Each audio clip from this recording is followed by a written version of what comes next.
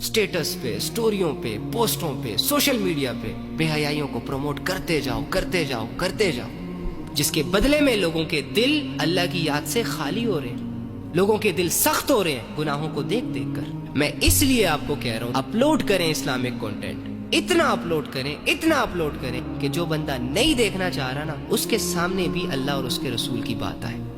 Doesn't matter आपको कोई appreciate करता है या नहीं करता, आपको वैल्यूज दी जाती हैं या नहीं दी जाती।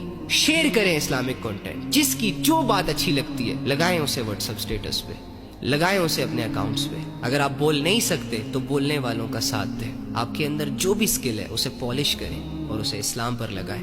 अगर आप अच्छा बोल सकते हैं, बोले अल्लाह रसूल को।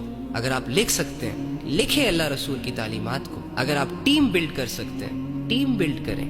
नेकी के कामों में एक दूसरे का साथ दें। ये गिने चुने लोग हैं बेचारे, जो सोशल मीडिया के मैदान में उतरकर अपने ईमान को खतरे में डालकर शैतान के टोले से फाइट कर रहे हैं। आपका इस्लामिक कंटेंट आपकी वजह से डाउन है। वो लोग जो अल्लाह रसूल को बोलते हैं, वो अगर मायूस हो रहे हैं तो आपकी वजह से मायूस हो रहे हैं, क्योंकि आप उन्हें टाइम नहीं दे रहे, उनको वैल्यू नहीं दे रहे, उनकी बात को लोगों तक पहुंचा नहीं रहे आप। जबकि आपके सामने अगर कोई 2-4 घिसे फिटे डायलॉग मार दे, या लैला मजनू की कोई कहानी शेयर कर दे, या यूनिवर्सिटी में कोई किसी को फूल देकर प्रपोज कर दे, या कोई टाइट लिबास पहनकर छोटे कपड़ों में आप लोगों के सामने आकर कोई डांस वांस कर दे, तो हमारी सारी अटेंशन वहां शिफ्ट हो जाती है। एक सेकंड के लिए तो हम ये भूल ही जाते हैं कि हम मुसलमान हैं।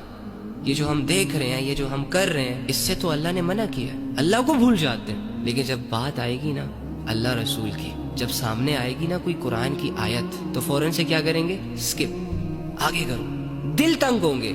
एक भी इस्लामिक वीडियो पूरी प्रॉपर तरीके से देख नहीं पा रहे हम। दिलों की ये कंडीशन है। ऐसे दिल अल्लाह के पास लेकर जाएंगे हम कि ना सीखने का शौक है, ना सिखाने का शौक है, बस दावा कर लिया हमने कि मुसलमान है। मेरा घर मस्जिद के करीब है, 5 वक्त अजान की आवाज आती है मेरे घर। हाँ, अल्हम्दुलिल्लाह मुस्लिम।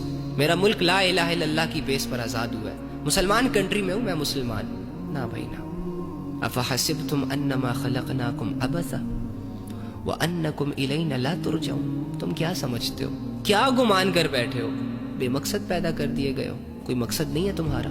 बड़े बड़े दावे किए, हाथ पर हाथ रखकर बैठ गए, सारी उम्र नफ्स और हवस के तमाशे देखते रहे, करते रहे, मर गए, अल्लाह के पास आ गए और अल्लाह ने तुम्हारी कामयाबी का फैसला कर दिया। जन्नत के 8 दरवाजे हमारे लिए खुल गए। अगर ये मामला इतना ही आसान होता तो सहाबा मैदानों में क्यों उतरे?